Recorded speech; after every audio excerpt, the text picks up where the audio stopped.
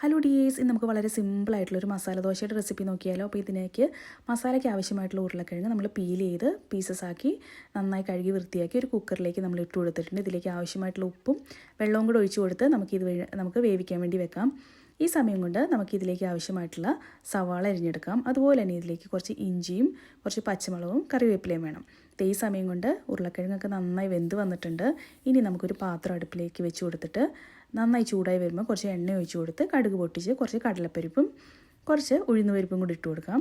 ഇനി നമുക്ക് ഇതിലേക്ക് അരിഞ്ഞു വെച്ചിരിക്കുന്ന ഇഞ്ചി ഇട്ട് കൊടുക്കാം. അതുപോലെ തന്നെ കുറച്ച് കറിവേപ്പിലയും കൂടി ഇട്ട് കൊടുക്കാം. ഇനി നമ്മൾ അരിഞ്ഞു വെച്ചിരിക്കുന്ന സവാളയായിട്ട് ഇട്ട് കൊടുക്കാൻ പോകുന്നത്. അത് കഴിഞ്ഞ് സവാളയും കൂടി ഇട്ട് കൊടുത്തിട്ട് ഇതിലേക്ക് എരിവിന് ആവശ്യമായിട്ടുള്ള പച്ചമുളക് നമുക്ക് ഇട്ട് കൊടുക്കാം. പച്ചമുളക് ഇട്ട് കൊടുത്ത് ആവശ്യത്തിന് ഉപ്പും അതുപോലെ തന്നെ കുറച്ച് മഞ്ഞൾപ്പൊടിയും കൂടി ഇട്ട് കൊടുത്തിട്ട് നന്നായിട്ട് ഇതൊന്ന് വഴറ്റിയെടുക്കണം കേട്ടോ. ഈ മസാല ദോശ എന്നൊക്കെ പറയുമ്പോൾ നമുക്ക് ആദ്യം മനസ്സിൽ ഓടിയെത്തുന്നത് എന്താണ്? ഇന്ത്യൻ കോഫി ഹൗസിലെ മസാല ദോശയാണ് അല്ലേ.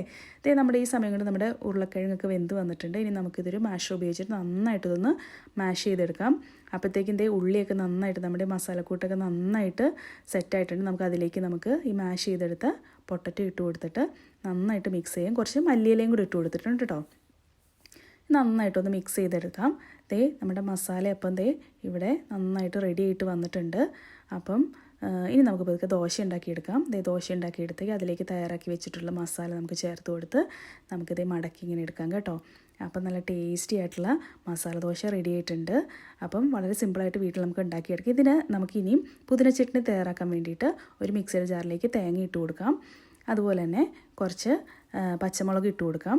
ഇതിൻ്റെ മെയിൻ ഇൻഗ്രീഡിയൻ്റ് ആയിട്ടുള്ള പുതിനയില നമുക്ക് കുറച്ച് പുതിനയില ഇട്ട് കൊടുക്കാം. ഇനി കുറച്ച് ഇഞ്ചിയും അതുപോലെ തന്നെ കുറച്ച് കാഷ്യൂനട്ടും കൂടെ നമ്മൾ ഇട്ട് കൊടുക്കുന്നുണ്ട് കേട്ടോ. ഇനി നമുക്കിത് മിക്സിയുടെ ജാറിലെടുത്തിട്ട് നന്നായിട്ട് ഇതൊന്ന് അരച്ചെടുക്കണം. നമുക്ക് കുറച്ച് വെള്ളവും കൂടെ ചേർത്ത് കൊടുത്തിട്ട് നല്ല പേസ്റ്റ് രൂപത്തിലാക്കി ഇതാക്കി എടുക്കാം. നമ്മുടെ ചമ്മന്തിക്കായിട്ടുള്ള തേങ്ങയൊക്കെ നന്നായിട്ട് അരഞ്ഞ് വന്നിട്ടുണ്ട്.